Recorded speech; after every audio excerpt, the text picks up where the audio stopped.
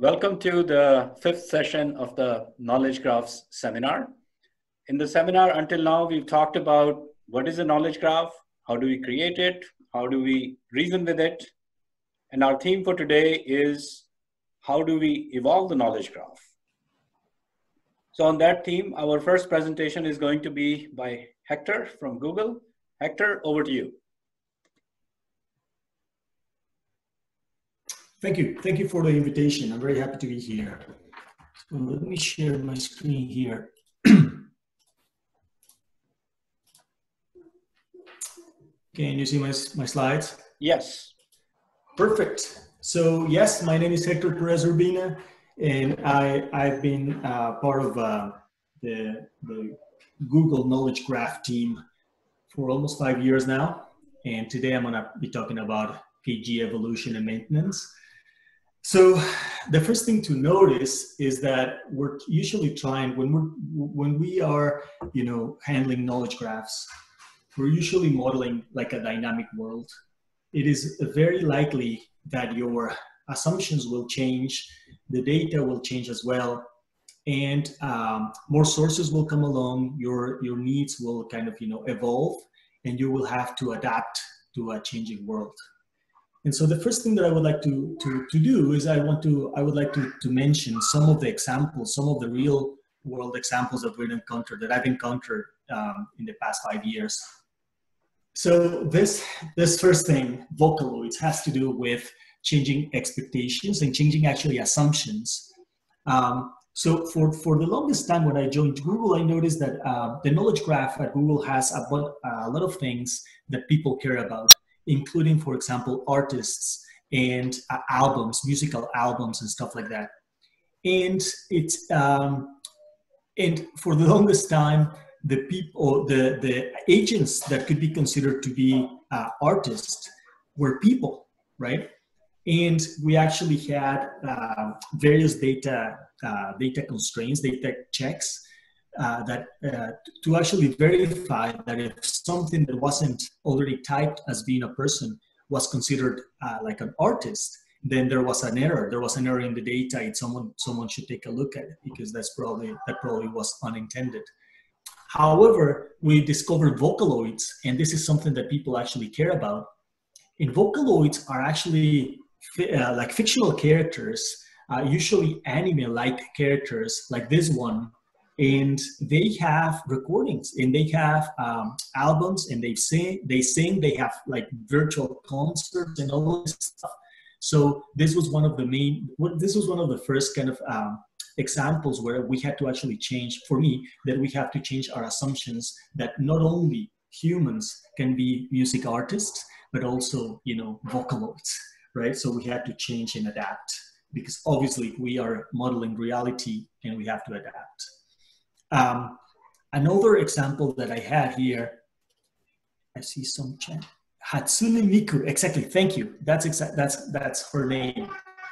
Yes. Another example here is this books and publications. I was involved in the initial. I was involved in some of the discussions regarding the books domain. This is a very involved domain, and usually what you want to do is, once you have an initial model of the world, an initial kind of understanding of the world, sometimes you see opportunities to generalize this, right? So from books, you also want to talk about publications and all sorts of publications. And sometimes some of the properties that you actually associate with books, you want to actually bring them up and put them up in a more abstract type, like, for example, publication. However, the problem with this is that a lot of the infrastructure, a lot of the applications built on top of your knowledge graph may already be using the things and the properties that you define in books, right? So for example, if you have like an edition property and define them in the book, like people read too much into identifiers. In Google's knowledge graph, we have identifiers for each of the properties that include the name of the type where this property was originally defined. And so people were already hard coding these properties all over the place. And when we moved them to publication, that caused a lot of problems because some of the queries would no longer work, or people were just confused, right? So even if you're trying to do a good thing, you're trying to clean things up and generalize and have a nice model, that could also be challenging in its own way. This is another example, executives. As you incorporate more and more data, you will find out that people model things differently, right? For some of the data feeds that we had, CEO in particular was a single property that went from the company that had as the domain the company, and the CEO property pointed to a person, and that was it. However, in the knowledge graph, CEOs and other positions, executive positions, are actually modeled with a type.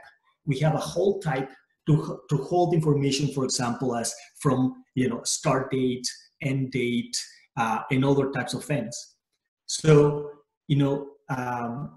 when we had to incorporate this new feed into the knowledge graph, we had to actually accommodate for this type of data migration. Last example is this music album thing. And so this actually was another example of having multiple sources, and because we had a schema to model music albums, but of course, when other data sources come along, the schema is usually not going to be exactly the same, right? And that is going to be problematic because you need to actually come up with a model, with a schema that is going to be that is going to incorporate or is going to accommodate for all the data sources that you have. Even if you get to that understanding, that mutual understanding of the overall model, being able to successfully join the data and merge the data together is not necessarily an easy thing to do. Like we ended up with a situation where, for example, a source would give us incomplete information about the songs of a particular album. Say, for example, it had only the first and the second song, and the other another source had other information from other songs. And then when we joined this together, it didn't usually we didn't usually end up with perfect albums. Sometimes we had incomplete and redundant songs per album. So we had to come up with strategies as to how to actually incorporate all the data, given the fact that now we have an extra source or extra sources. Oh, I had another example here, and this has to do with inference. Inference can be a very good thing, but it could also be challenging if you're trying to change things, especially if you're trying to change the schema. Inference basically propagates your assumptions, right? And if your assumptions are changing, the inference is going to propagate those wrong assumptions. So we had a feed about things that were being shown in cinemas. And we naturally assumed, wrongly, that these things were going to be movies. And actually, for the examples that we had seen so far, they were movies. And so we just said, if every item that is coming from this, source is going to be immediately, or we're going to, via inference, we're going to derive or infer that it's an instance of the type movie. However, we started seeing some errors, like sports events and also operas were being classified as movies. And this was because these things were also being shown in cinemas. And that was an assumption that we hadn't actually thought about. And this is an example of how inference can make your life a bit difficult when you're trying to change things around. So modifying a KG, a knowledge graph, is in general, in my experience, much easier than modifying a relational database. I've worked on database management systems and relational databases, and if you take a look at the schema after a year or two of a stable kind of application, you will see the kind of mess that develops, like changing, adding a column, deleting a column out of a table, incorporating all the tables into the mix is quite challenging, and these refactorings are very painful. KGs are much better in that respect. Since the underlying data model, the triple, is very simple, it's also very versatile. And usually doing this type of changes is easier. However, I wouldn't say it's easy, it's easier But there are a couple of factors that we should take into account when asking ourselves how difficult or how easy this is actually going to be. So the factors that we need to think about are what's changing, right? The first thing is what's changing. What's the nature of the change? It's not the same type of change if, for example, we're adding a whole new mostly independent subdomain to your knowledge graph. Imagine, for example, that we have a knowledge graph about jobs, and now we're talking about education. And these two submodels can evolve independently, right? They will have some superficial connections, but that's about it. That type of change is very different from the CEO change that I was talking to you guys about before, right? Where you actually have to change the granularity of how you think about the relationship. Is it a single property or is a mediated property with a bunch of things in the middle? Is there data already? Usually there is. If you happen to be in a situation when you have no data, that then changes to the schemas are obviously way easier because you could just change things. Sometimes you have data, but you have to understand who's using the data and how. Like, have applications already been developed on top of your KG? Are people depending on the assumptions that you made? People may be depending on the bugs that you actually have, right? Like, for example, in Google's knowledge graph, we have an assumption that is that people are disjoint from animals, right? One of the first things that I suggested when I saw these two types is just like, well, every person should be a subtype of animal, but that would break in an experiment. I did an experiment and that created all sorts of problems because the assumption is that these two things are disjoint, and even though that's not the case, people have already, in applications, are already dependent on those assumptions. So who's using the data is very important. And finally, how complex and brittle is the ecosystem? It is a very different thing to have, for example, a single Sparkle endpoint with a relatively small knowledge graph kind of being serving a couple of queries. That is on the one end of the spectrum. At the other end is a multi-system, complex ecosystem when you have ingestion and reconciliation and inference and serving and materialized views and stuff. So you have to actually understand how complex is your system and also how brittle is the ecosystem, sorry, with respect to changes.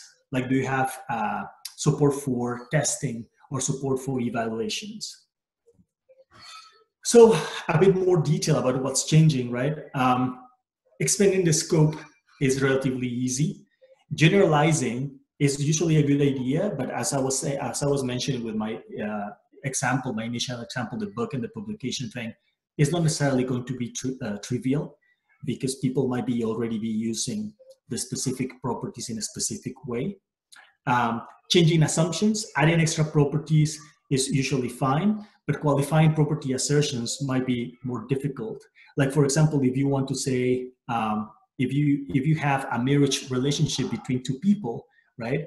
And all of a sudden you have data or you have the need to actually model where was the wedding or when was the wedding or, more information about this relationship, that needs sort of factoring into some kind of type or some kind of verification so that this works. And that is obviously more cumbersome. Is there data already? If you have data, which is usually the case, then you will have to do migrations, right? Migrations are not always fun. Migrations can be tricky, especially when you have a lot of moving parts. Usually you don't have a one-to-one correspondence, like a one-to-one replacement, right? I mean, don't use this type, use this other type. Don't use this property, use this other one. You could have those are, if you're going to deprecate schema or something like that. But usually the model is becoming more complex. The model is changing in a non-trivial way. And so the mappings, you first need to define the mappings, and then you need to do the migration in a way that makes sense and that is not going to break everything else. Is it going to be a one-off migration? Could you stop everything and just migrate the data and then forget about the first version of the schema? Or does it have to be a continuous migration where both of these two versions of schema need to be synchronized, right? Sometimes old applications are using the V1 and V2 is being developed and data needs to be migrated, and all the applications are already migrated to V2, and you need to do this in a very careful way. How do you deal with retractions? Like if someone is curating, you have human curators curating the first version of the schema, and they retract something, they delete something, how is that going to impact the other version? How are you going to make sure that all of these retractions are done in a consistent way? Obviously, sources may complicate things. If you have a single source, it might be easier. But usually in big knowledge graphs, you will have multiple sources, and you will also have the human curation aspect, which is people, contributors all over the world in different time zones, potentially curating these things, and you need to be able to communicate effectively with them for them not to mess things up. Who's using the data? Sometimes applications simply cannot switch to the new version yet, right? They're working on it, and the change is not, is not straightforward. Maybe they need significant code changes. Maybe the UIs are no longer okay. Maybe this UI was developed specifically for books, and if you move them to publications in general, it does no longer work. And also, applications are not the only thing that might be using your data. You may have other types of clients, right? So who else needs to know about your changes? For example, if you're producing dumps of the data, if you change them, are you going to break some other people that may be, for example, using this dump in order to do machine learning and to train their models and to do some other cool stuff? If you change things, you may break them inadvertently. How complex is the ecosystem? Well, for KG, for the Google's KG, the ecosystem is quite complex, as you might expect. And so we don't have a single Sparkle endpoint. We have a complex ecosystem of different systems kind of playing together. We need to think about, when we change things, how quickly is the schema going to be, how quickly are the changes propagated, along the ecosystem, the data, how is it going to flow? Usually schema needs to be there before the data can be ingested, because if a system doesn't recognize a particular property, a new property say, it's going to reject it. So the schema needs to go first and then the data. Sometimes the ecosystem systems, right, the specific systems that are playing along have specific constraints with respect to the mutability of schema. Maybe they are indexing unique properties or reverse unique properties in a particular way, and they can't just admit a change. They can just say, they might tell us, you know what, this type of change is not allowed because it will break our index. And so we have to make sure at the schema level that those type of changes are actually not permitted, even if they make sense. And so there could also be inference, right? And inference has the issue, if you're doing materialization in order to do inference a priori, as opposed to at query time for performance issues. Of course, if something changes, then as I was talking about before, you need to be able to do this truth maintenance thing and actually propagate the changes according to the inference rules. And that is definitely not something that is trivial, especially if you need to do it at scale for billions and billions of entities. Of course, this could result in stale or incorrect data, at least for a portion of the time. How brittle is the ecosystem? This has to do with correctness, like, is it going to use the right answers, but also performance, right? I mean, I could, for example, introduce a new supertype that is apparent to all the supertypes the types that I have in the schema. But that is going to cause the materialization of billions and billions of assertions, right? Even though that may be correct from a modeling point of view and might be desirable from a modeling point of view, from a practical point of view of capacity of triples for the serving system is something that is just prohibitively expensive. So you have to be careful about performance and how these changes actually impact the infrastructure. Is consistency like a thing that the system or the ecosystem as a whole can tolerate, right? do we have tests, do we have experiments or evaluations that we can actually employ in order to anticipate the impact of changes? So those are some of the aspects of the factors that we need to take into account when changing a knowledge graph. But there's ways of easing the pain. The first thing I would say is to know your knowledge graph, right? I mean, you have to know who contributes to it, who uses it, and how is the data modeled. When you are trying to propose a new change, you also need to fail or to set up your system in order to fail as early as possible, right? Testing rocks, debugging sucks, you know. If you can catch errors beforehand, even at the schema creation layer, right? There's no data yet. I'm just playing with the schema, but I could somehow validate the schema. I could validate the consistency of the schema itself before, regardless of any data. That those checks are really valid and really useful, because they prevent developers, vertical developers, from making expensive mistakes and finding out too late. Experiment support, if you can, having like a comprehensive support for experiments so that you can see the impact not only of schema but also of data, that is also very, very useful. Comprehensive evals, once you set up your experiment, you can actually evaluate the impact. You can actually run queries against the experiment. You can see the result of the UI changes and the wins and the losses and the losses in a kind of a, you know, comprehensive view. And also, you should have governance and policy in place. For example, the mutability constraint violations, the mutability constraints, in order to prevent changes that would actually break things in a major way. Automation is your friend, right? I mean, if you have an automated set of pipelines from ingestion to serving, and you have like an experimental kind of, you know, ecosystem that you could actually play with, you could actually use to see the impact of your changes, that is very, very valuable. Like the more that you can automate this, and the less that you need to have a human in the loop running scripts in a kind of orchestrated way, and that's very error prone.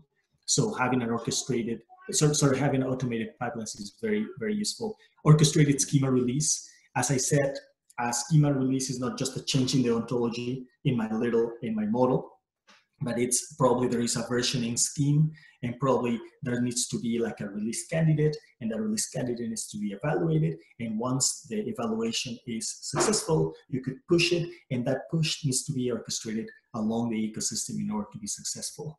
You need to have a story, a well-developed story for rollbacks and emergency fixes, because things can go wrong and will go wrong, and you need to be prepared when they happen. And finally, just I have a few minutes still. Yeah. So I would like to talk about the perfect storm, or just a very recent example of a situation that we had to deal with, and we're still dealing with, that kind of encompasses all of these different aspects that I've been talking about with respect to changing a knowledge graph. And that has to do with the current coronavirus crisis. So as you all know, this is a very fluid and a very relevant situation. A lot of the things that we've been able to actually do were not modeled already in the knowledge graph. So the schema had to be created very, very quickly. And the sources were changing underneath, right? We didn't know what people care about, right? We didn't know how to measure certain things, certain statistics, for example. It wasn't clear how to measure them. It wasn't clear where the resources were, what the sources were, and what type of information they were providing. So it was an extremely fluid situation where actually the schema had to evolve very rapidly, right? And you had V1 of schema, and then V2, and then V3, and then all the migrations, and you had to orchestrate all of this with a very complex ecosystem and human curators all over the place. And you had to do this in a way that didn't break already applications using V1 that were migrating into V2 or V3, etc., and with more and more requests coming, right?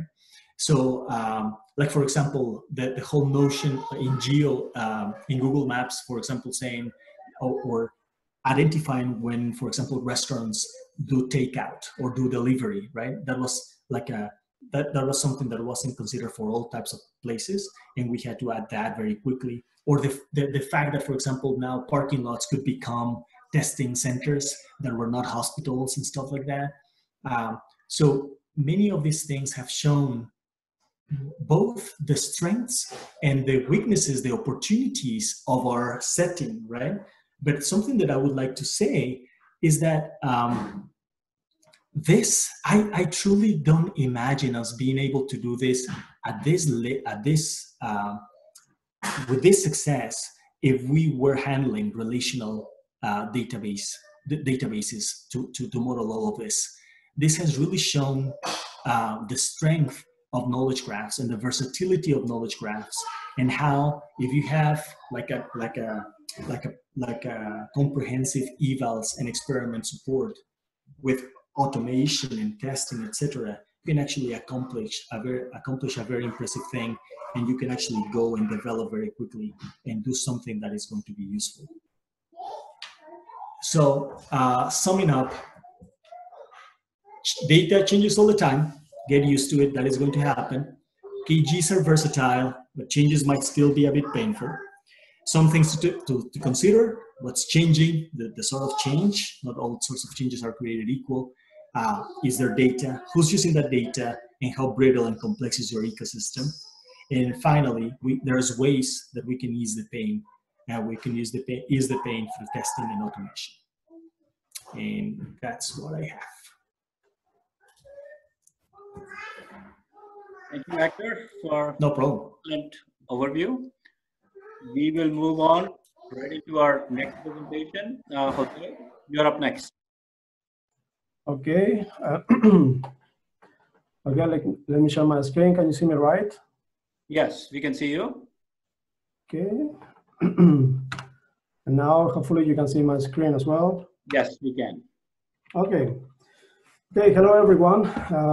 Very happy to be here, honored to be here, and today what I'm going to talk about is a little bit from a slightly different angle. I'm talking about knowledge graphs, but from the perspective of natural language processing, how knowledge graph can live with unstructured data like text, and how actually knowledge graphs can also be used in order to process this data. So a brief overview of the talk. I'm going to deal with two main questions here. One of them is why do we need knowledge graphs in NLP, natural language processing? And how can we extract information from text and knowledge graphs? How can we co-evolve these in order to build better representations for NLP? There are going to be three main blocks, which I will illustrate with three different systems. One of them is Codito, which is an industrial NLP system based on knowledge graphs developed in Esper System, the company I work for. Then I'm going to talk about Vexigrapho, which is basically a step forward in order to learning how to learn and join word and concept representations from text and also from knowledge graphs in order to feed the natural language processing systems. And finally, Transigrapho, where we're going to evolve all these concepts and use language models and knowledge graphs for concrete tasks, in this case for word senses ambiguation. So if we talk about NLP, there are different families that everybody is more or less familiar with. And the first family that I'm going to talk about today is the neural data-driven approach, which is basically based on deep learning approaches like we have here.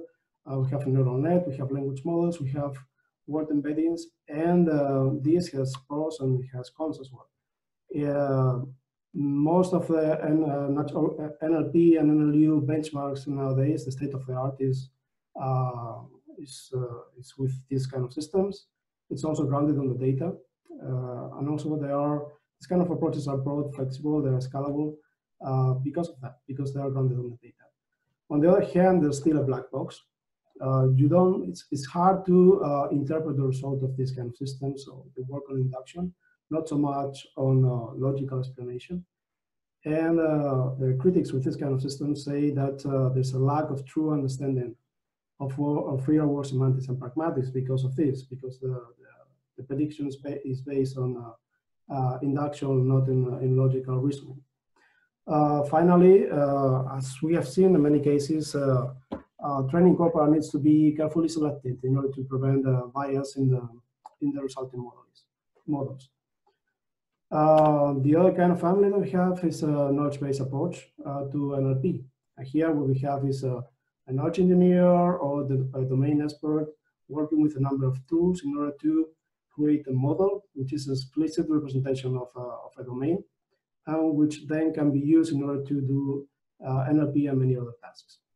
And in this case, the pros is these are based on highly curated resources like knowledge graphs, ontologies, semantic networks.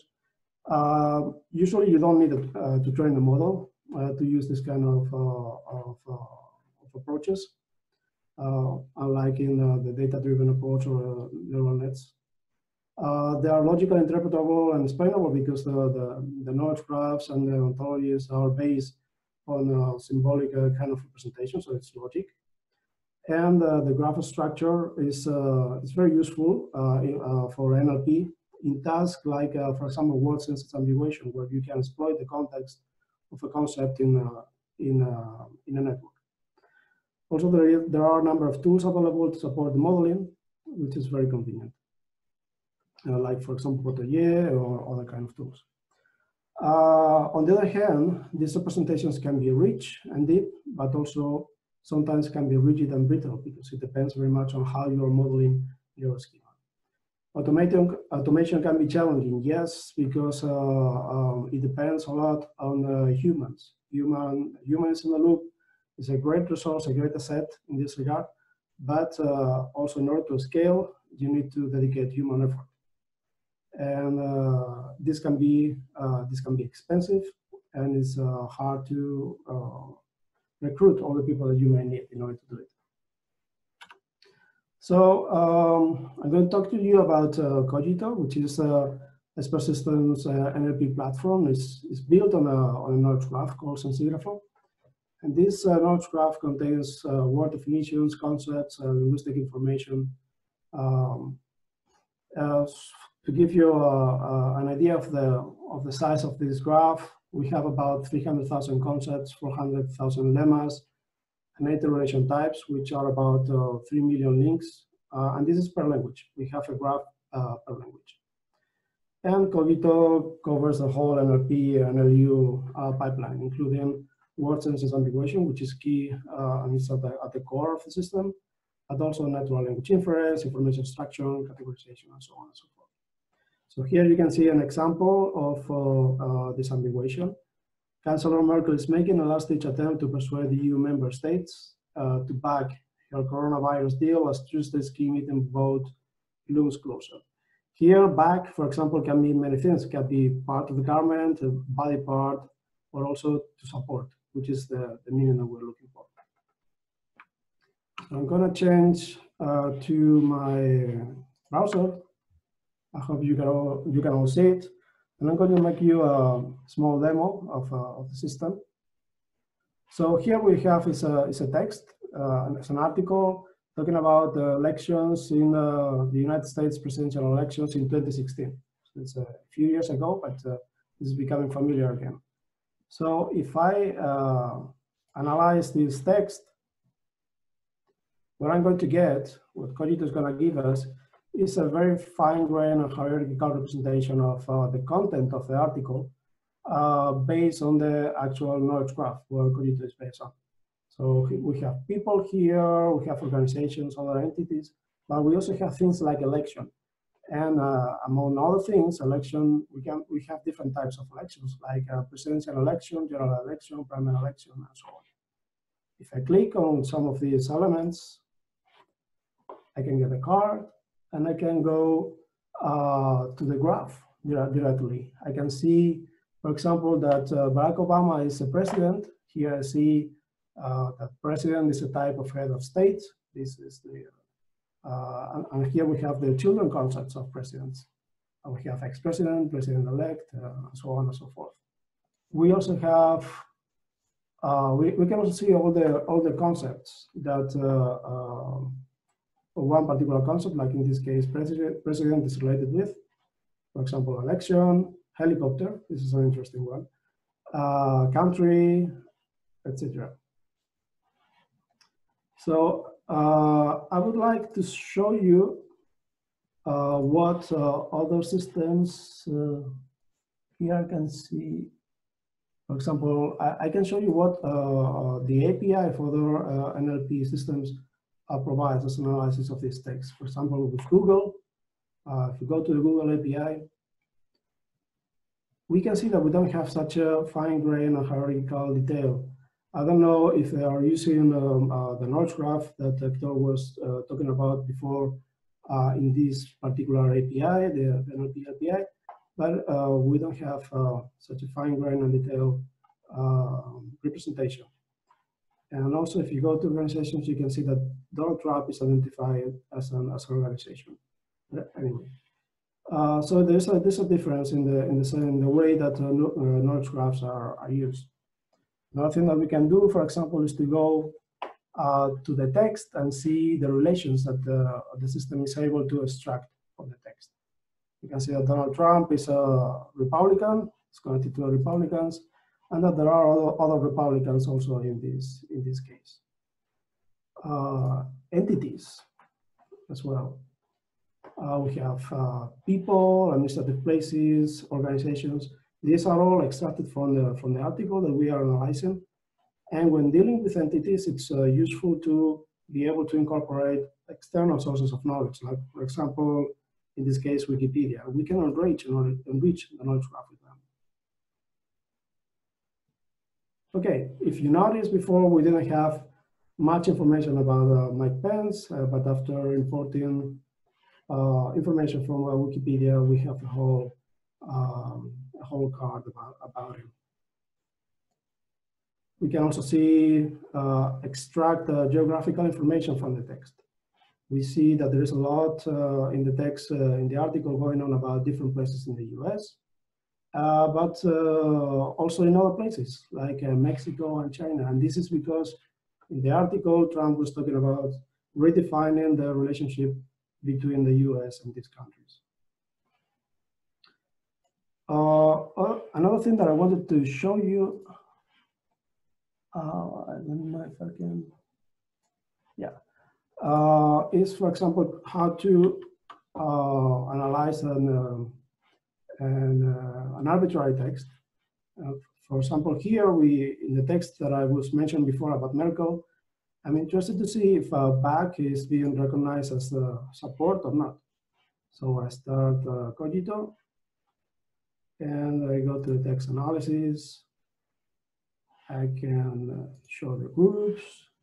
Here I go to back, and I open the graph. Yeah, to confirm that something is true or valid. Yeah, in a way, this is to be back like we expected. Okay, so coming back to my presentation. This was an example of an industrial system working on top of knowledge graphs for NLP.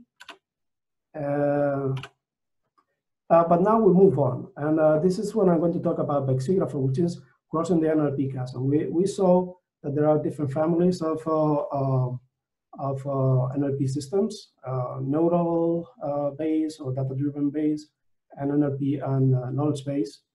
And here with Bexigrapher, what we were trying to do is to cross the chasm between them.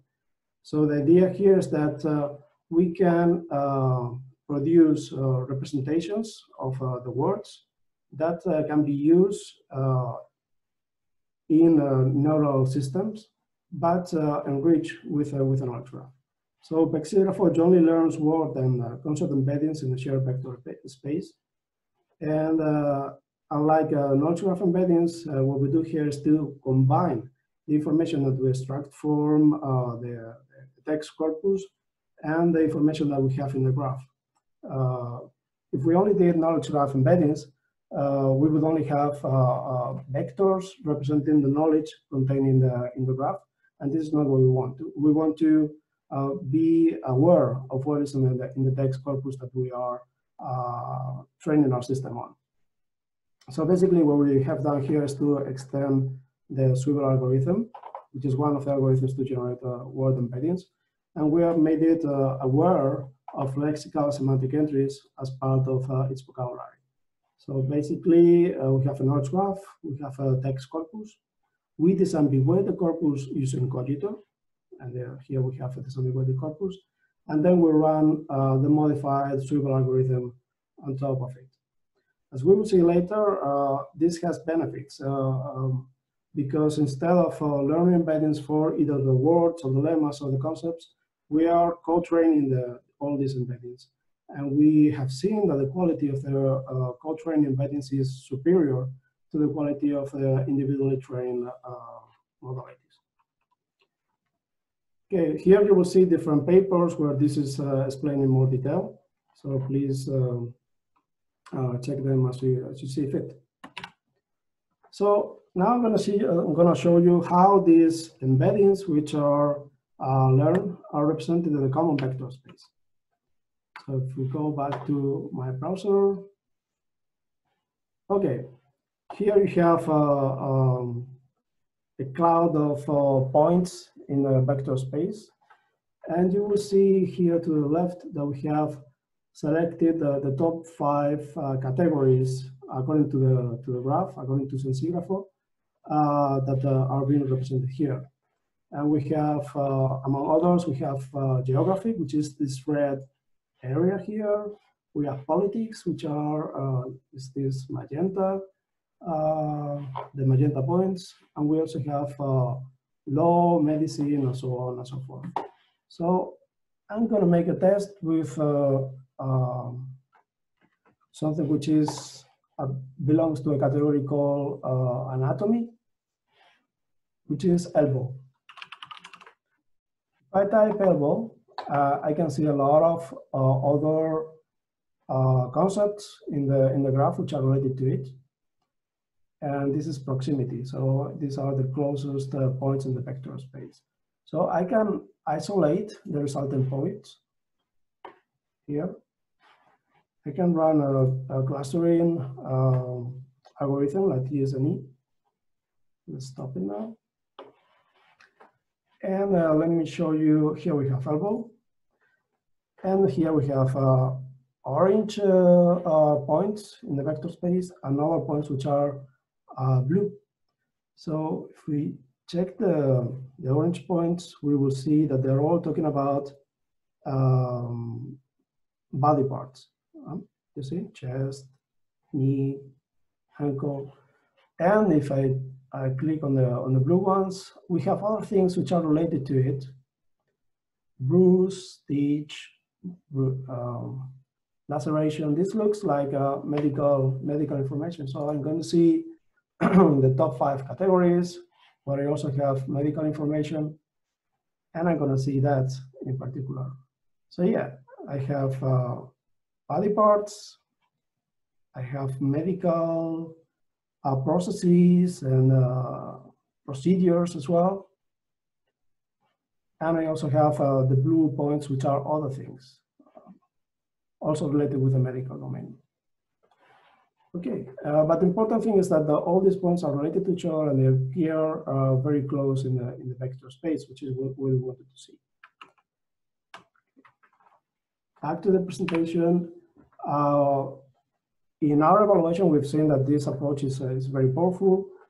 We have seen, for example, that in intrinsic evaluation for similarity and relatedness, trained on a middle-sized corpus like the United Nations corpus, Sensigrapho is basically better than most of the other approaches for word embeddings like FaceText or Globe or Holy, which is an approach for knowledge graph embeddings. I don't have it here in this table, but it's also the results are also better. And that's as I was saying before, co-training word and knowledge graph embeddings is a good help in order to produce rich representations and improve accuracies.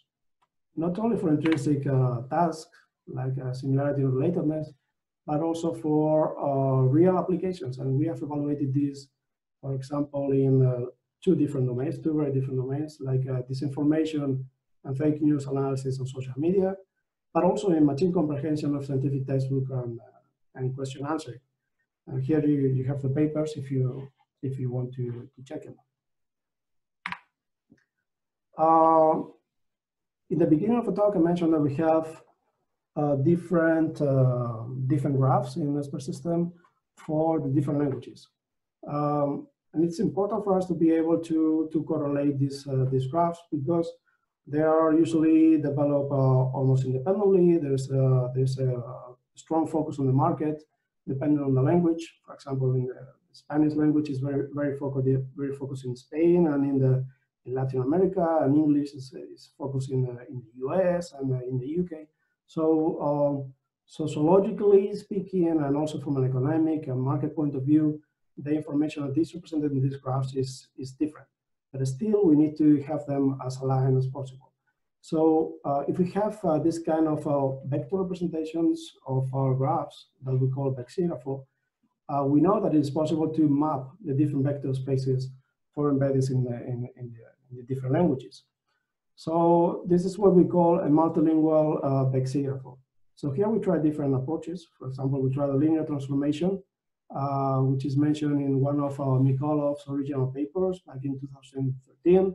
But this produced poor results. So what we did was to actually learn a transformation function which maps one vector space to the other one using deep neural networks.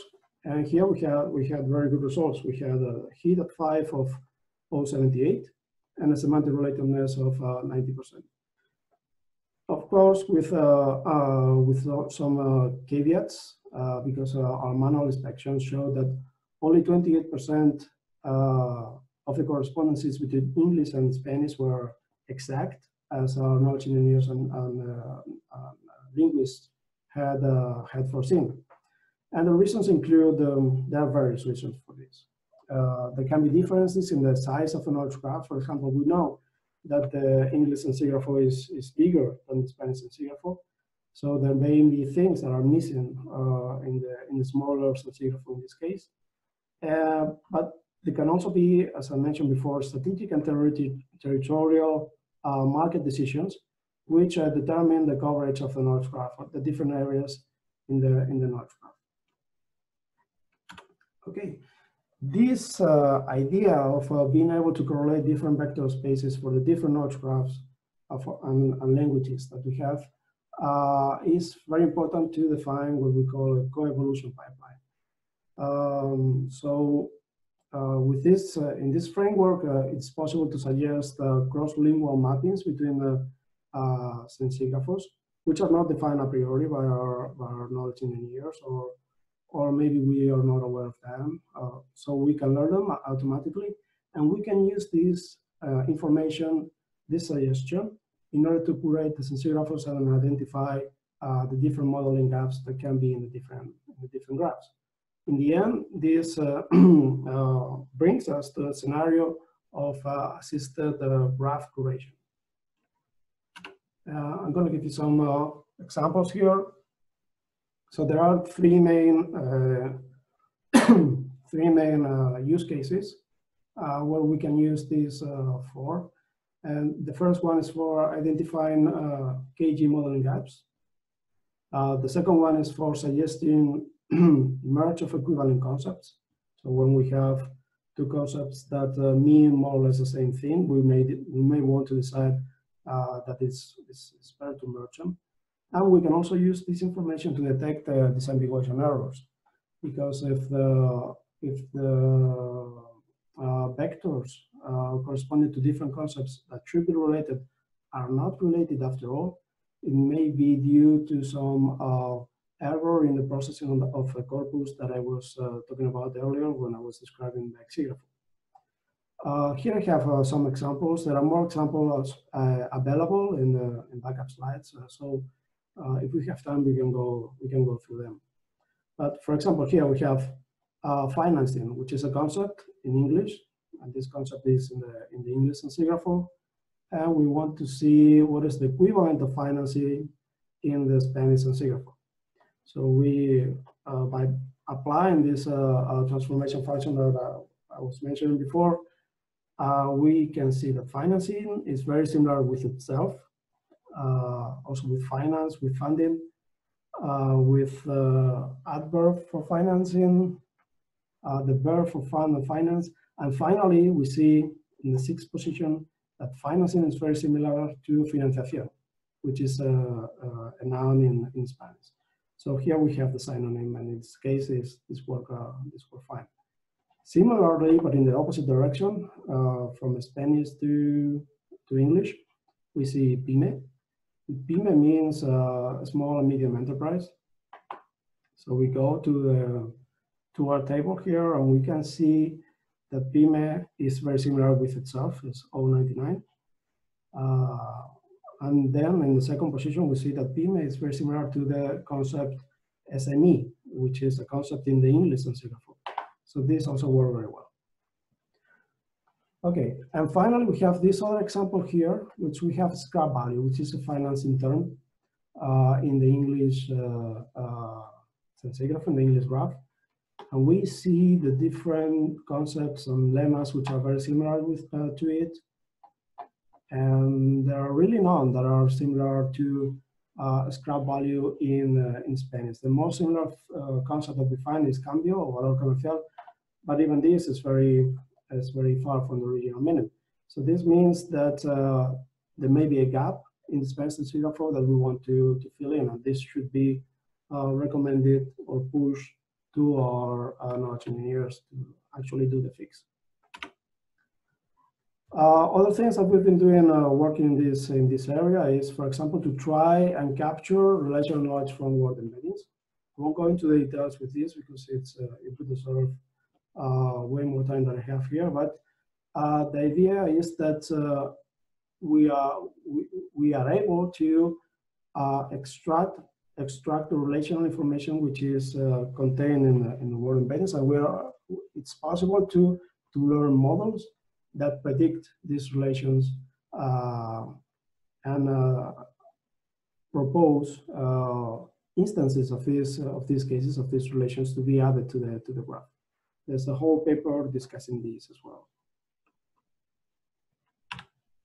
So we are approaching the end of my talk, and here we started by seeing an industrial knowledge-based NLP system like Cogito. Then we continued with the evolution of how of these kind of systems, trying to merge knowledge-based approaches with neural approaches and put them together in a way that we can feed a neural architecture with the information that is contained in the knowledge graph and also in the corpus, in the text corpus. And here we see the end of the way, studying the relationship between knowledge graphs and transformers. Probably you are aware that the field of NLP has advanced very much in the last couple of years because of large-scale neural language models such as Elmo, ULM Fit, and especially transformers like GPT, BERT, and Roberta. These are trained on various language prediction tasks such as next sentence prediction, or also mask language modeling. And all of them need very large amounts of text for training. A very good thing of transformers is that they can be fine-tuned for other language prediction tasks. And it's common these days to see a system which has been built on transformers for tasks including question answering, inference, entailment, or entity recognition. A very interesting property of transformers is that they actually contain linguistic and word knowledge.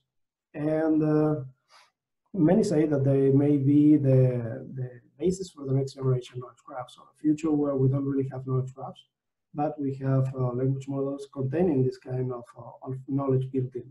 This is something that is currently under research because we don't really know much yet about how information is actually being represented within transformers.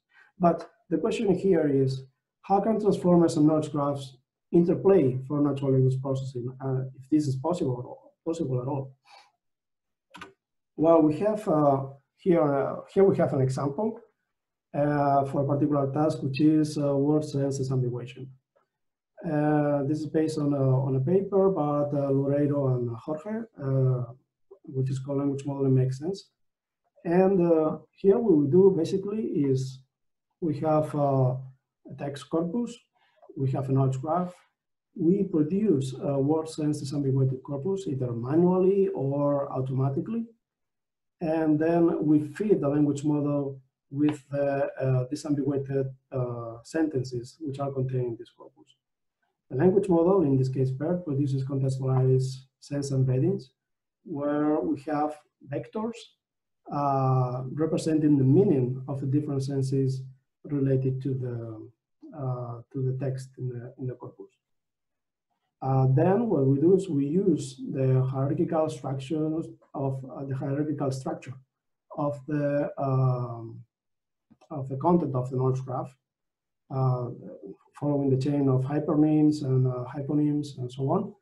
And we use this in order to extend these contextualized sense embeddings in order to have a larger coverage of the content of the knowledge graph, because usually this corpus, in the case of Sencor, they are quite small. It's 37,000 sentences, I think.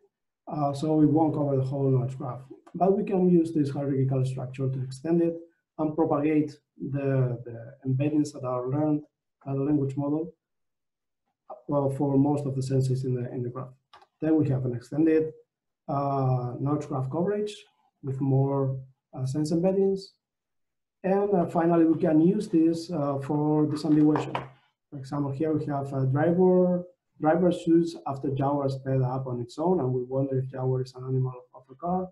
We obtain the vectors for these words, and through an algorithm, cluster algorithm like KNN, we are able to see what of the senses in this vector space are closest to the vectors of the words in the sentence. So this produces a disambiguated sense, and we see that Jaguar is actually a luxury car. So I'm going to finalize my talk by showing you a demo of this, which is based on this approach that I have just told you about. And here we have a system where we have disambiguated the corpus using Cogito. We haven't used manual disambiguation, so rather than seeing what is better, which system is a better disambiguator, what we have to see here is the level of agreement between Cogito and BERT and the knowledge graph that we're using here. As you will see, well, green means agreement and italics means disagreement. There are several limitations to this approach, of course, because we have a biased training set that has been disambiguated automatically, so it's not perfect. And also the evidence is limited to the senses in the relatively small training set. We are only using 37,000 sentences from the Sencor corpus and 112 sentences from SEMEVAL, all in order to do the test. So let's go to the demo. Okay, here. For example, here we have a sentence, and here we have the different disambiguations produced by Cogito here and by Transigrapho, which is here. So we can see that here, in this case, both systems agree. Jose, could you increase the font? Sure. Better like this? A little bit bigger. Yeah, that's better. Okay, cool. So here, well, you can see that for this word they agree. If we go a little farther, here there's not an agreement. Cogito says that changes are, for example, a different or fresh set of clothes. And Transigrapho says that changes is a kind of shift, switch, or switching. In this case, Transigrapho, I think it's more accurate in this regard. We can continue. See, completed, bring something to an end, according to Cogito. According to Transigrapho, this is complete or carry out. And so we can see all the different words in this sentence. We can see the level of agreement and disagreement that the different disambiguators have. Okay, this was it. I just want to say that there are a number of resources that you can take additionally to this talk. One of them is this tutorial on hybrid techniques for knowledge-based NLP. You have the link there. And then associated to the tutorial, you have, there is a book that we just, that is currently in print, which is going to be published by Springer. It's called A Practical Guide to Hybrid Natural Language Processing. And it contains a very comprehensive description of all the algorithms and methods that we have been discussing today. Also, for the participants in this course, you will have a discount by using this token that you can see here. Okay, nothing else from my side. I'm happy to take any question. Thank you very much. Thank you, Jose. The questions for you are waiting in the Q&A chat. Okay. You can start reviewing them and answering them, and we'll move on to our next speaker, Michael Usholt. Michael, over to you. Hi, can you hear me?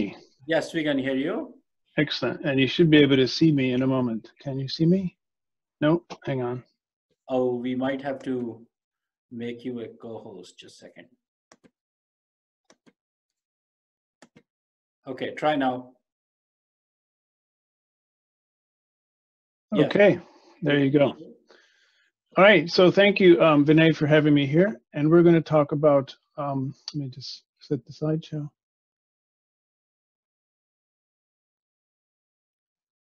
Oh, crap, hold on. Wrong monitor.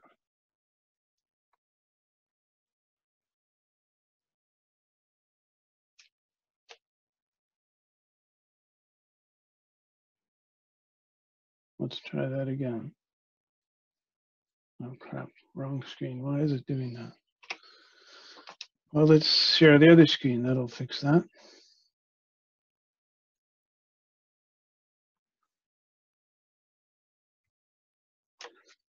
Hold on.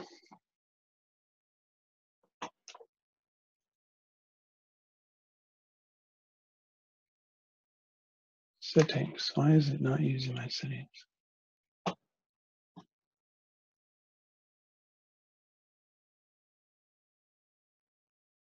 All right, I'll try that, and we'll try one more time. Can you see that?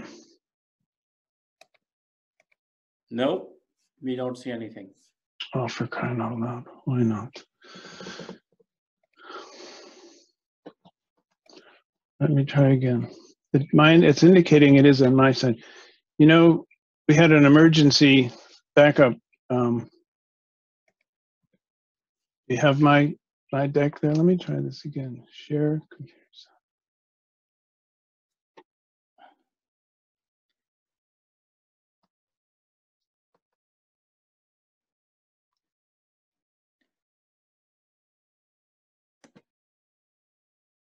Oh wait, hang on. Primary monitor. Looks like a setting got changed. Hold on. Let me try this again. Somebody's suggesting try stop and share again. Yeah, okay, I'll do that. Stop sharing.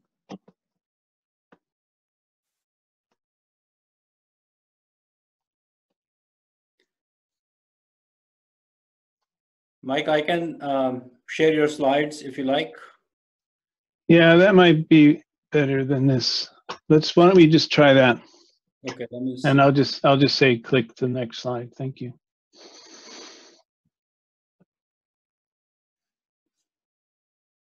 Okay, can everybody, can you see the slides? Yes. Yep. Great. Thank you, Vinny. Okay. So if just keep doing next slide, and I'll flip. Okay, that sounds great. Okay, so we're going to talk about how to get rid of silos. Silos are the bane of pretty much every enterprise on the planet. So next slide. Okay, so who am I? Michael Usholt. I've been working and building and developing ontologies in industry for about 20 years now in a variety of different industries. And I recently published a book. You can also get a discount on that. There's a link at the end for those of you who are attending.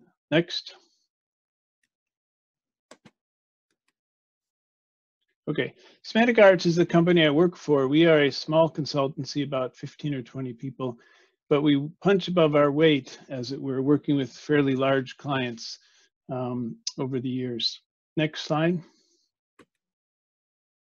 Okay, so first I'm going to talk about a quick example, something we've been doing with a company that you've all heard of, Morgan Stanley. We went in there a few years ago to work on records management, and then they moved into different areas, and I entered that effort working on risk. So we built an ontology to cover the topic of operational risk. It's quite a substantial topic. It covers the risk itself, which is the bad thing that might happen. Issues are things that could give rise to risk. The incident is the actual bad thing that did happen. Controls are measures you put in place so that the bad things probably won't happen. And then, of course, we have the schema, which is the ontology. And then there's a lot of other enterprise resource data, just standard stuff like regions and people and employees and organizations. And then we combine all that together into a knowledge graph. Next.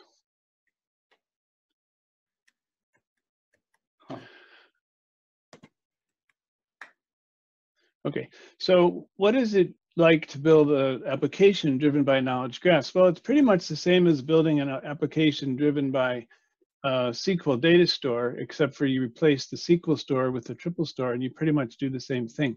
You have a user interface, you input things, the program logic does what it does. It sends the queries off to the triple store, sends back the results, and off you go.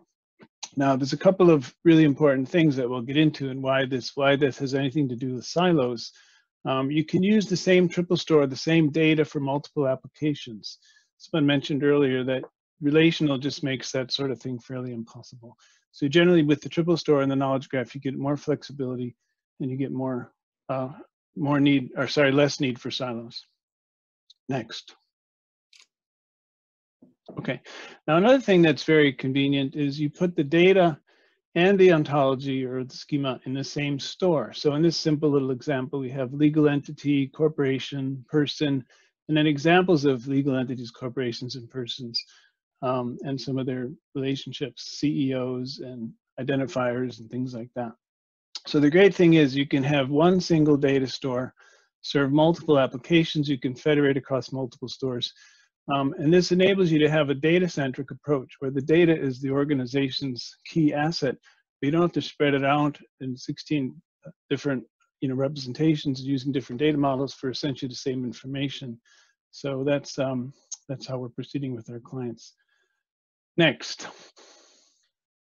Okay, so why would we do that? Well, there's various benefits that come with knowledge graphs, and quite honestly, having been in the ontology field, first in academia and more recently in industry for 30 years. These are kind of the same things that we quoted years and years ago. It's like, this is why ontology is good, but it's taken that long for it to come to fruition. So one of the biggest developments came from RDF, where you have the global URIs, so that makes data integration much easier. And then because you can snap together and reuse not only the data stores, but also reusing the schemas, that doesn't force you down the road of building silos. And then the applications you build are more flexible. We heard a lot of interesting techniques by Hector for how to address that when things change. And the other thing that's really important that we found, the name of our company is Semantic Arts, and we take a meaning first approach. So when you understand what something means, that makes it possible to reuse it. Otherwise, you're just kind of flailing around hoping that you can find the person who knew what that field meant once upon a time. Next.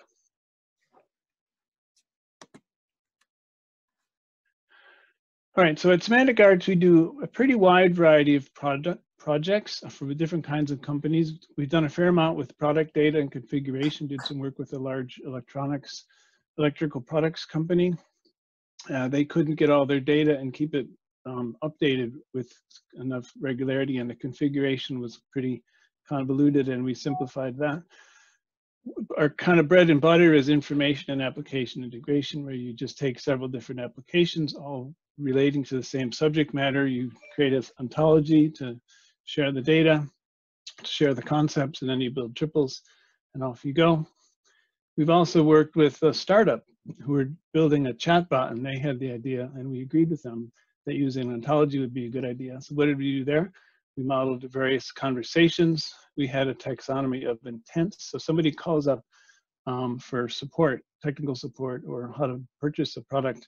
There's something they have in mind. And really, the better people who answer these phones are good at figuring that out right away. So they're trying to automate that. We're also automating expertise. Sorry, not automating. We are modeling expertise. So a major consultancy, they have hundreds or perhaps thousands of consultants who have expertise in many, many different areas, and they're trying to automate that. And we're also doing some work with the gaming industry. Next. Okay, one of the sectors, if you like, if you can call it a sector, that has come into for us over and over again is companies whose business it is to provide information. So they really have a strong metadata focus in the first place. So we've done a variety of work with such companies, in particular those working in retail products and services across many industries. So this company provided information to people who might, say, be interested in how much pet food is being sold in Brazil, compared to Australia, say, if they want to look into starting up businesses in different places in different product areas. We're working with another company that provides information and pricing on commodities markets. A theme that emerges frequently is faceted search. And more recently, we're working with someone who has kind of captured the whole of the global economy by modeling industries at a very fine level of detail. We're putting that all into a knowledge graph to make the information more readily accessible. Currently, it's all sitting in a spreadsheet. Next. So the rest of this talk is really going to be about our experiences and recommendations for having done this for a number of years. And just 4 things: the role of the schema, whether you should have one or not, the role of shackle, and then I'll spend a lot of time on what I call the siren call of semantic silos. People just can't stop themselves from building silos, even if they're using semantic technology. And also change management, which we heard a lot about from Hector. Next.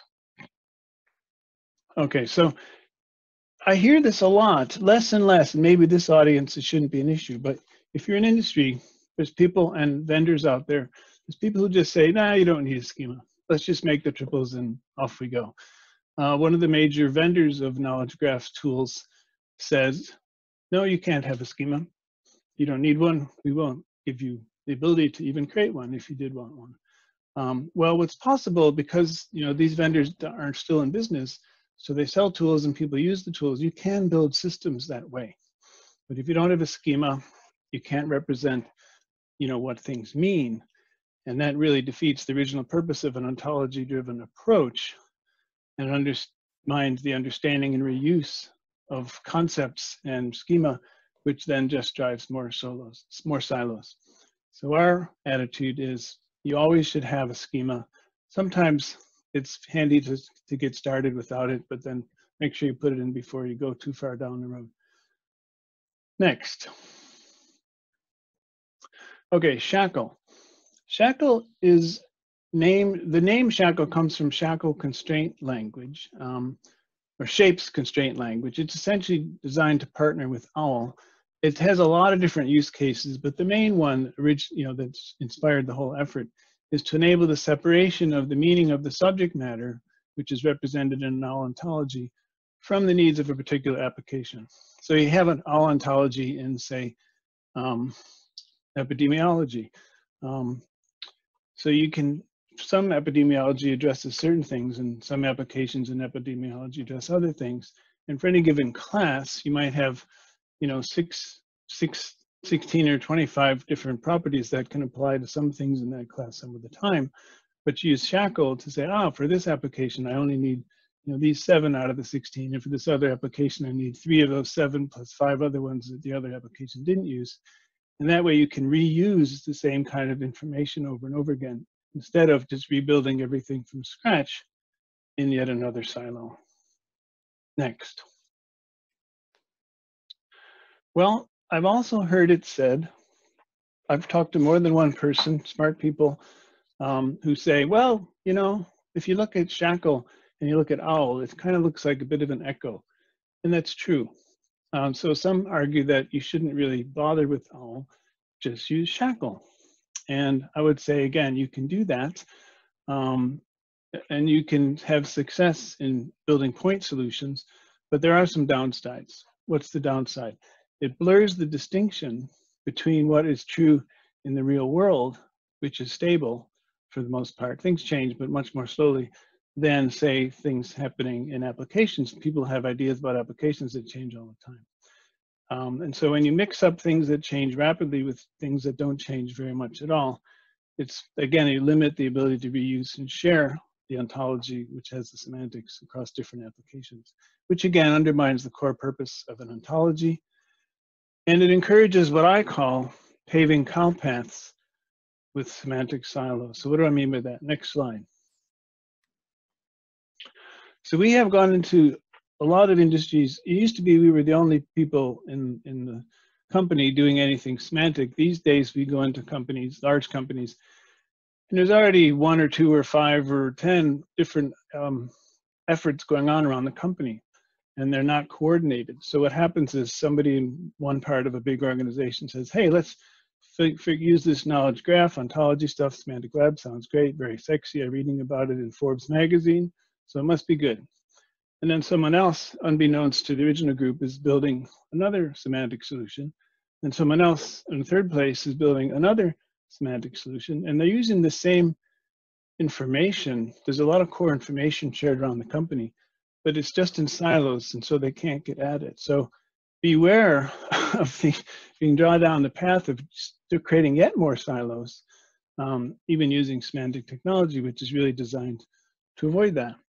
So what's the solution? How do you avoid building yet more silos, even if you're using semantic technology? Next. So we create an enterprise ontology. What's that? It's essentially an ontology that captures the information that's core to the enterprise. Things that are going to be pretty stable. They're not going anywhere in the next 10 to 20 years, and maybe 100 years. If you're selling electrical products, you're going to have voltage regulators now. You're going to have voltage regulators in 50 years and probably 100 years, etc. So how does this work? Well, we first start with competency questions. We say, what are the requirements? What answers to what questions do you need this ontology to provide for? And then you build the ontology and the triple store to meet the requirements. And then you build out applications using that data in the way we talked about earlier. Next. And then you extend it and elaborate, and essentially it's an agile approach. So you do a second iteration and then the third iteration. So what happens on each iteration is you say, well, we started the original project I talked about with Morgan Stanley, started with records management and expanded out to risk. And then they expanded out to technology assets. So each time you expand into a new area, you say, okay, I'm going into risk. What kind of questions do I need to answer in this particular domain for what anticipated range of applications that we expect to be supporting? And then you extend the ontology to meet those requirements. And then you coordinate with other ontology authors in the enterprise. That's the hard part. So that other silo, we try to find out who they are and start working with them and say, oh, you've got a model ready for organizations. Well, let's see if we can meld that together with the one that we have. It's a fair amount of work, but it's been working with some of the companies we're working with. And then, of course, you do the same thing. You take the new data that they have, make more triples, having extended the ontology, so populating the ontology. And then you build out any more applications that you need based on this new information that you have. And you just keep on going. Next. So how does this work, and why does it help to have this enterprise ontology? Let me just use a simple example here. Let's say we have 2 different departments that independently created some kind of ontology model and data and knowledge graph. So we have the HR department, and in their world, they talk about jurisdiction, home office, hourly workers, exempt employee workers.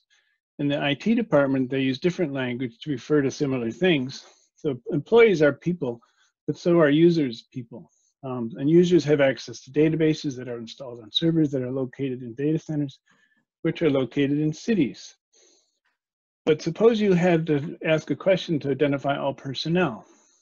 Somehow, somewhere you have to know that a user and an employee are both people. But that information isn't anywhere here. So that's where the ontology comes in. Next.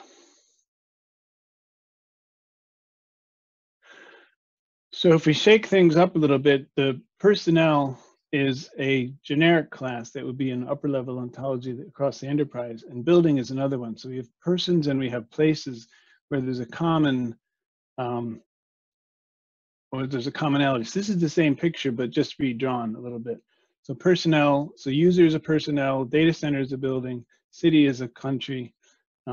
So the next slide, and we have the things personnel and building, those are the things that are in common. So the next slide is the same exact graph, but it's having moved things together. So the two instances of personnel just move into one, and the two instances of the shape building, they'll just merge into one, snapping together as knowledge graphs do. Next slide.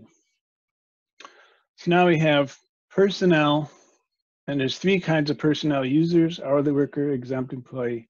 And we have building, and we're essentially just connecting things up using the knowledge graph. Now you can ask a question, you can ask a federated query to identify all the personnel because you have linked everything up to the common ontology. So that's how a simple example of how this ontology adds value. And this kind of just goes across the enterprise for a lot of different concepts. Next slide. But there's no free lunch. It's much easier and much faster to just build yet another silo, yet another special purpose application. I don't have to think about what the other guy or girl did down the street, down the office. But we're finding that more and more our clients are looking at what's been going on for the last umpteen decades with all the ETL and everything else. So what do you have to do? You have to agree on terminology, you have to agree on minting patterns for your URIs, and you have to work with evolution and extension and managing the impacts of ontology changes. And this is where what we're doing is very much reminiscent of what we heard from Hector earlier. Next slide. So there is an ontology update pipeline. Now what's interesting is, and again, we heard it from the other speakers, with the traditional relational database driven application, nobody would even think of updating the schema. Okay, you just don't do that. It's way too much pain. It may be possible in principle, but in practice, it never happens.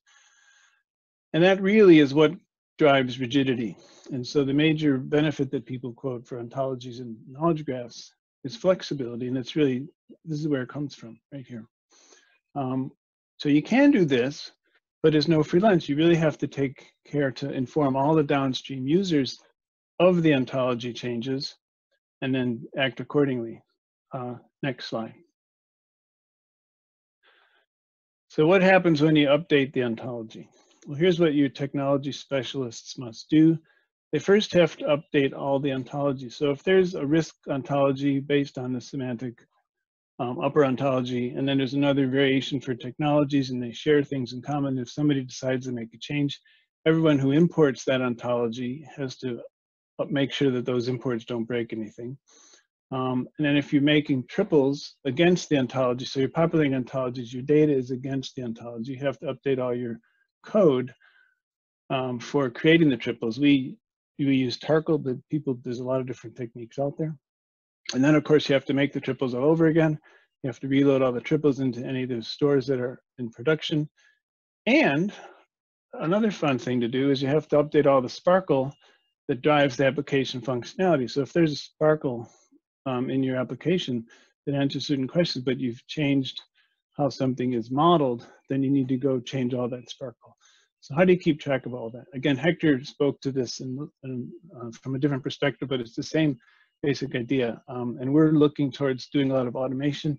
You can model the Sparkle itself and have change tracking and put it in a pipeline. So we're working on that with some of our clients. Next. So how do you spread this across the enterprise?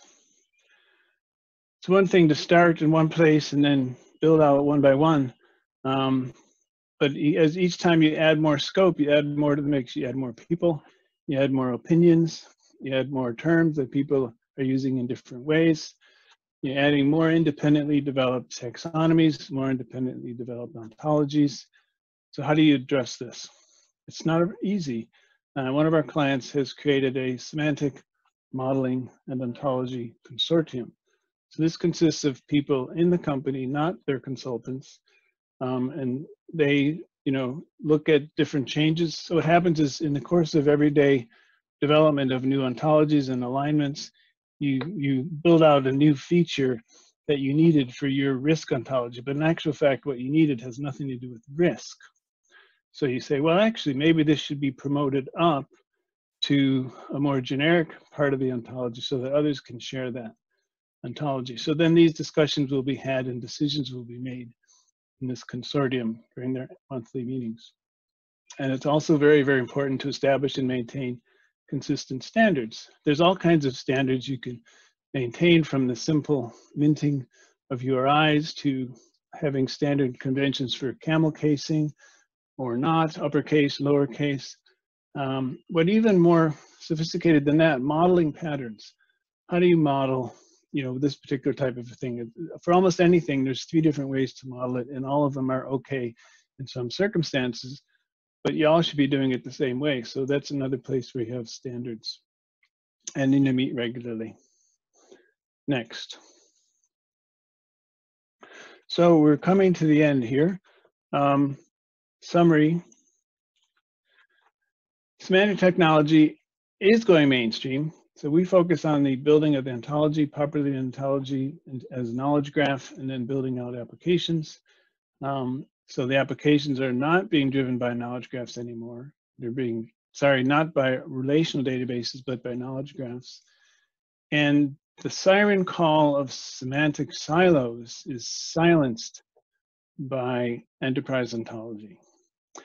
We recommend don't use shackle instead of owl, because you're just going to create more silos. You'll be driven down that path. The ontology evolution pipeline does require great care. What used to seem impossible that would ever get in these big organizations 5 or 10 years ago, it's now the truth, and that developing production systems driven by ontologies and knowledge graphs is now repeatable and fairly predictable. Next.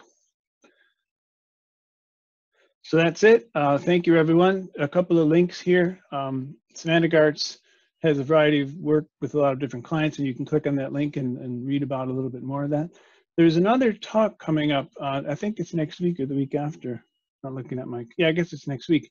In New York City, it used to be held at Columbia University. It's all online this year, of course, but there's a guy called Nick Sayout. He's going to give a talk whose title is Automated Knowledge-Based Creation in Large Financial Services Organizations. They use NLP to do some automatic population, but part of his talk is devoted to this semantic modeling and ontology consortium that they built up. And again, like Jose, we have my publisher has graciously offered a 20% discount for those of you attending this talk. And thank you very much.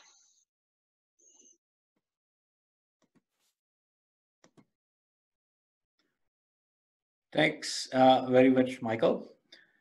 We have about 20 minutes now for discussion and handling any pending questions. Maybe I'll start with a question that is on my mind. So Mike and Hector, they both address the theme of the day, how do we evolve a knowledge graph? What has been going through my mind is, what are some algorithmic issues or techniques that can be used to achieve this goal? Because in the knowledge-based systems, people have had techniques like truth maintenance. In database systems, people have view maintenance algorithms.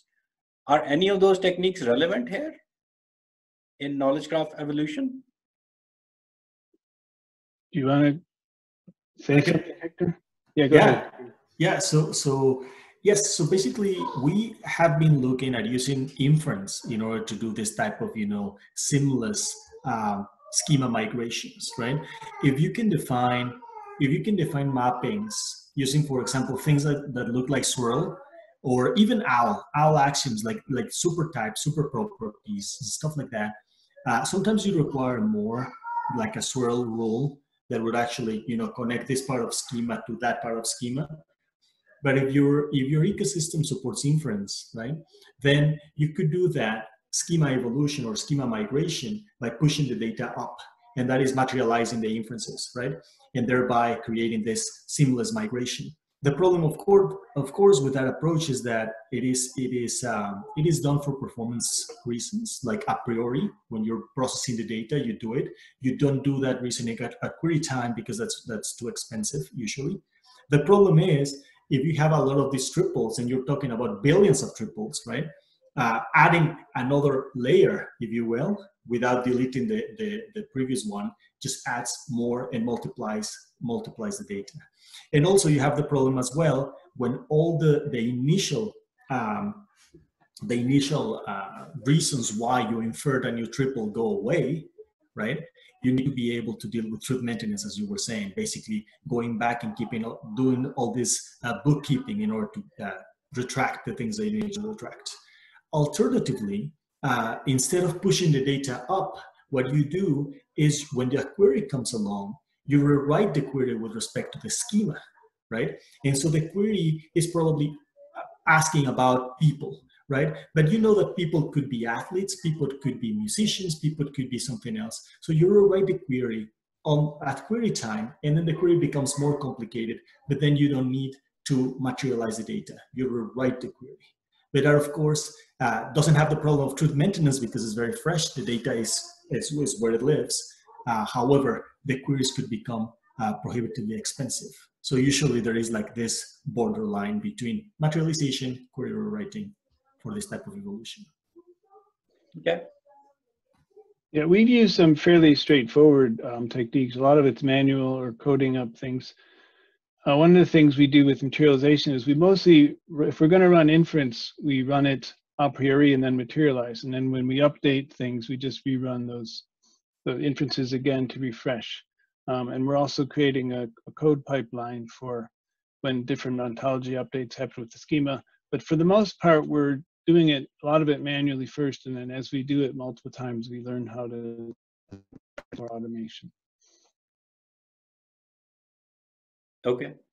Yeah, and both of you mentioned the social and ecosystem aspect of evolving these knowledge graphs. Mike, you mentioned forming some kind of a committee structure, and Hector was talking about really paying attention to who is using the ontology, how many triples exist. And so there is obviously this social angle to this doing this task. Are there any best practices? Are there any guidelines on how people should go about doing this? We're just kind of making it up as we go along, to be honest. I haven't, yeah, there we go, excellent. So I think there's, even though this is starting to be not at all unusual to be happening in enterprises, in the scheme of things, there aren't hundreds of thousands of people doing this. There's tens, maybe hundreds, I would guess. So I don't think, I'm not aware of any best practices yet. I think people like us and at Google and other places, they're making it up as they go along and they're building in their internal best practices. I'm sure you guys have your things that you're evolving and developing and you start using. Yeah, so for us, for example, I'm part of the knowledge graph schema team. Right. So that is the consortium, right? So it's not, of course. Of course. Yeah, we are the keepers of the knowledge, right? Well, we have to model all these different things. However, that is not scalable, right? If the team is very small, how do you scale? And if you do this at scale, you need to open it up. So we have developed this notion of delegated schema, whereas certain teams that become, familiar with our practices and with our modeling best practices, etc., actually are left to their own devices, if you will, in order to model their own domain, because usually they know their domain better than we do, right? Yeah. Like maps, for example, or music or something like that, people would do their own schema. However, something that we've been doing, in particular, I've been involved with, is a lot of checks, a lot of automated checks, right? We have this thing called the schema oracle that basically is a reasoner that at the schema level, without any data, is going to check for the logical consistency of what you're saying, right? So if you're contradicting yourself or you're contradicting something that a team across the world said, the oracle will hopefully find that out and will not let you proceed until you fix that inconsistency. And we're becoming more and more sophisticated as to the types of things that we can check. So basically you're saying that schema reasoning and schema consistency checking tools can be very helpful as people go about evolving their schema. Yes, they can really save you a lot of effort and money, right? Because some of these problems are going to just, you're going to find them out when someone, in the worst case, a user, a client, will see something that is just very wrong or embarrassing or just, something bad. And so that is too late, way too late, right? You have to fail, as I was saying, as early as possible, right? If you're failing when you're creating the schema, great, because you have saved a lot of people a lot of time and in the company a lot of money. Right. So I've heard of some tools. I've heard of some compiler kind of tools that embed themselves when the users are writing code and sort of give them intelligent suggestions like, hey, you've renamed this variable. There's already a schema, a table name or a column name that's very similar, those kinds of things. It is. Like when you're writing a query, right? When you're writing, say, a Sparkle query, if you have something that lets you know that, for example, you have two properties, right? And you're trying to chain two properties, right? You have two paths, a two-hop path. And if for some reason the range of the first property is incompatible or inconsistent with the domain of the second one, right, which is all schema stuff. Maybe you don't realize, but maybe this is the case. Maybe you think that people are biological organisms, but no, this is Google and that's not the case, right? And then you're writing a necessarily empty query, right? That in the best case is going to be empty, right? So someone needs to tell you, right? And this is all schema reasoning, right? So this is all like verification of queries with respect to constraints, schema, and the more sophisticated you can be, the better, right? So, okay. So we are talking about schema reasoning, and somebody in the QA chat asked the question, what are some good schema reasoning tools? What is it that you are using at Google, or what is it that Michael, you've seen in your consulting work, and Jose, maybe your company uses some reasoning tools. Could you guys tell us about that? Sure, I'll get started. We mostly use OWL reasoners, so we use Fact++ or Pellet to do the schema checking, and we're relying more and more heavily on Shackled because there's a lot. OWL is very limited in its expressive capability. It's much worse than first-order logic, for example. Lots of things you can't say, but you can do a lot of that sort of checking in Shackle. So we're relying more and more heavily on Shackled to do these kinds of things. And we also, for inferencing, because the triple stars are getting better and better at it, but there aren't any of them that are really performant at scale.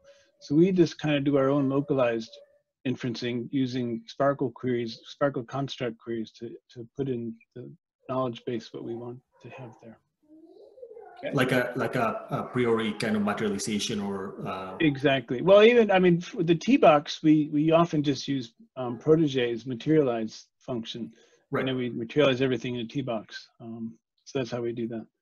Yeah, like I used to work before Google. I used to work in Clark and Parcia. Now it's called Startup Union, right? Yes, so yes. Yeah, Pellet, Everence in. So I worked with him for 5 years. It was fun. In Startup, for example, they use query rewriting, right? They don't rely on materialization. They rewrite the queries so they don't have to deal with truth maintenance. That I was involved in that kind of work with them. And at Google, my background is in reasoners, right? In especially reasoning algorithms for expressive description logics. So I've developed with my team reasoners, our own reasoners, because we don't use OWL, unfortunately. That was the first question that I was asking my manager, right? It's just like, I don't with this. And then you get to understand that there's multiple reasons. But yes, so basically we have this schema oracle thing, and I've been involved in developing that. And yes, so it's internal, but it's pretty much fulfills the same kind of need. Sure. And on the one hand, we have the need for inference and the need for checking consistency. And the other thing, and on the other hand, we have the need for data quality checks, which is very much what Shackle does, right? Exactly. So we have this notion of, very complicated things that are just forbidden for some reason, and you don't care. It's just forbidden. You need to flag them, right? And usually this type of data validation languages allow you to be much more expressive than an inference language like OWL. Yeah. In our case, it's something similar.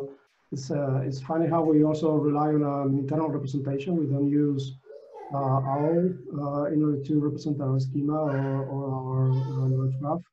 And it's also, there's a happy coexistence between automated methods and the social or human effort in order to do all these checks. There are like a continuous curation processes where the knowledge engineers and the linguists are always checking that the graph is consistent with the analysis, which is expected to be produced for a particular test or benchmark. So it's always co-located between the graph and the actual NLP task that you are dealing with at a particular point in time. Jose, there is a question for you on context reasoning. So someone is asking, without context, how do you determine similarity? For example, if you're given orange banana and a tennis ball, if two of them are similar, the answer is going to be different depending on whether the context is fruit or shape.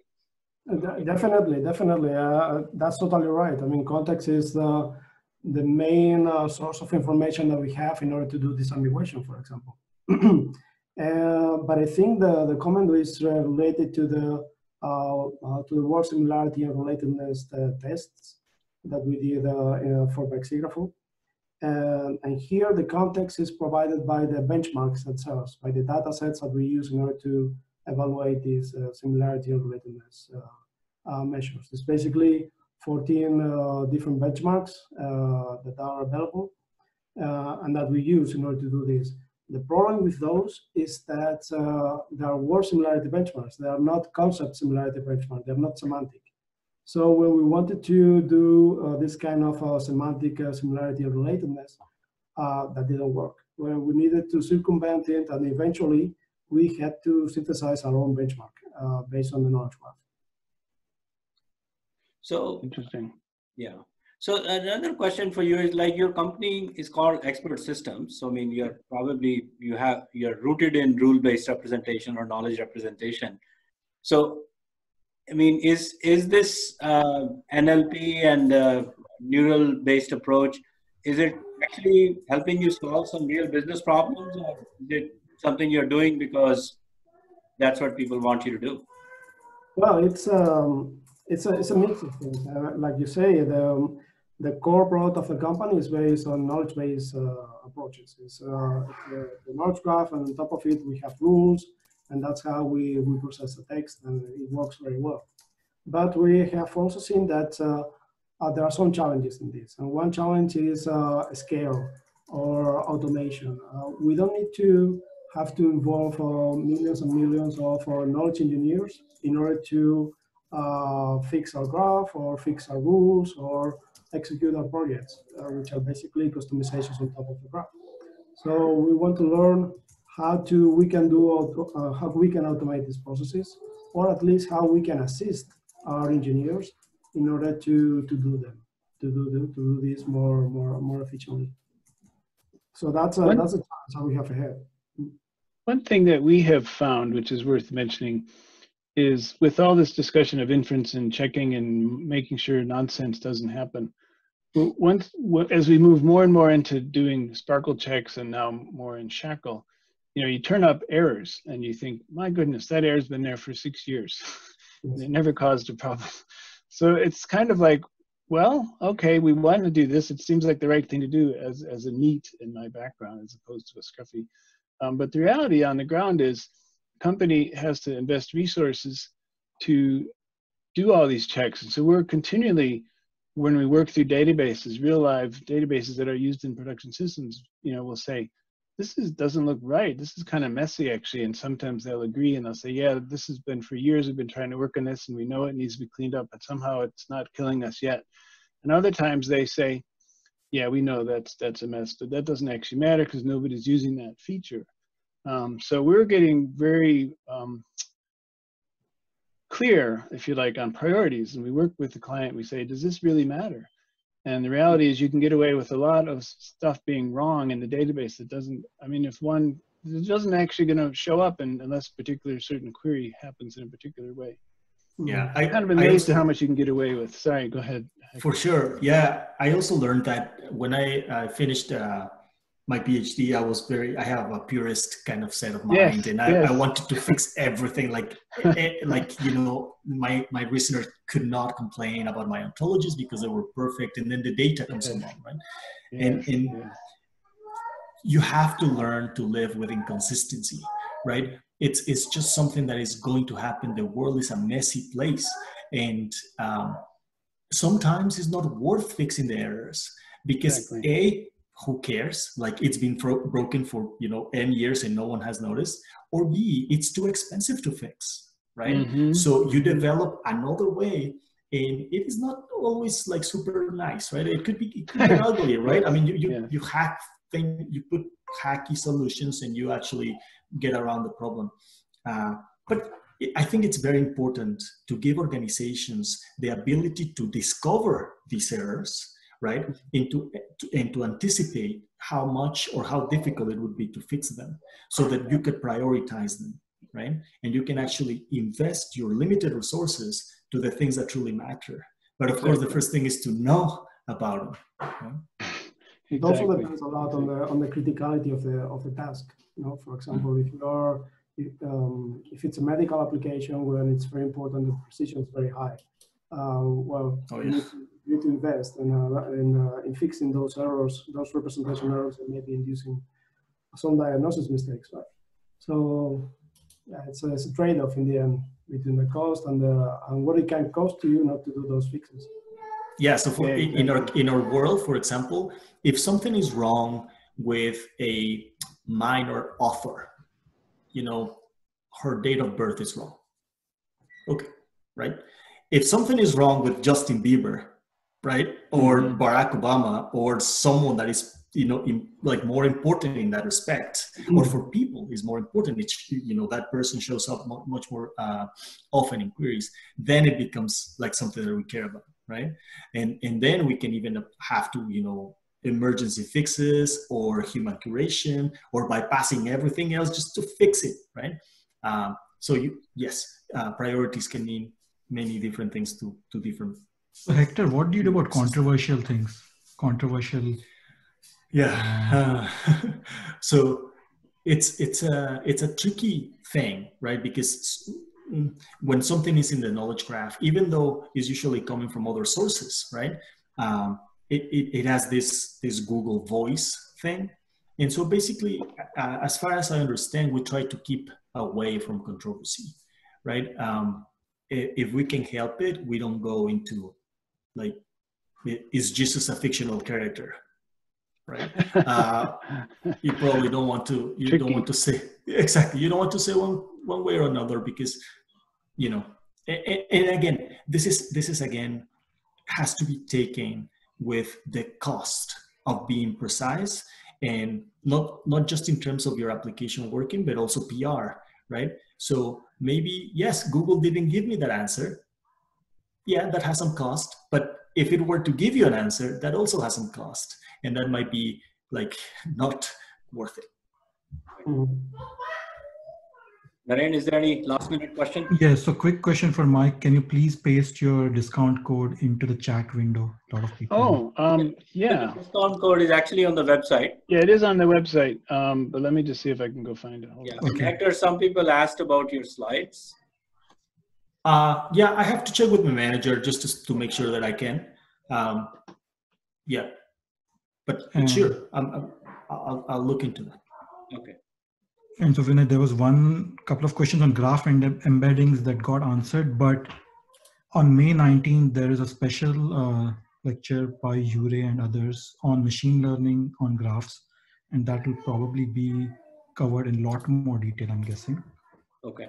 That is another thing. And I think we are pretty much out of time. Yes. So there's, in terms of questions, there's like a general topic which will take, we need like 4 hours for this discussion, which is what is the future of semantic web 3.0? So I think we cannot cover that. Yeah, I think we're out of time. I've just popped that link into the chat. Okay. Okay, thanks. All right. So, Mike, did you have any final words before we close? You know, I was going to mention one thing about the having to make two applications work at the same time with different schema. We're finding out we have to do a bit of that too, but it's just a detail. I won't say anything more. All right. So I think I'd like to thank for their time today, especially to Jose for staying up at night to be with us live. Indeed. Coffee makes wonders. Thank you all very much, and thank you, Mike or Vinay. Yeah, we will see you next Thank you, everyone.